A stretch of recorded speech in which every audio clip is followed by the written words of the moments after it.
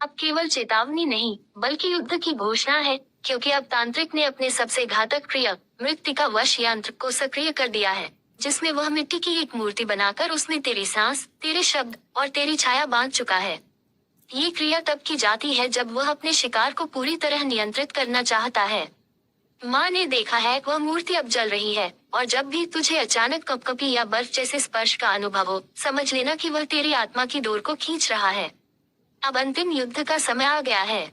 माँ कहती है तू अब छिप नहीं सकता, लेकिन लड़ सकता है, और यदि तूने माँ के बताए इन 5 नियमों का पालन कर लिया, तो वह तांत्रिक अपने ही यंत्र में फंसकर भस्म हो जाएगा।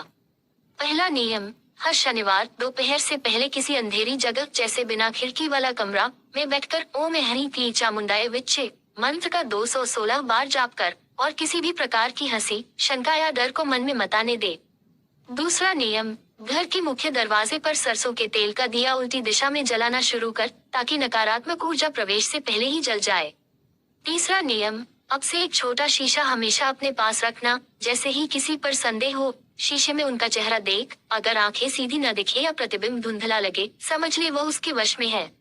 चौथा नियम, हर अमावस्या की रात माँ काली के सामने लाल फूलों की माला चढ़ा, और माँ को खुलकर कह, ए काली, जो तांत्रिक मेरी आत्मा को छूने आया है, उसी को तू स्पर्श करके राख कर।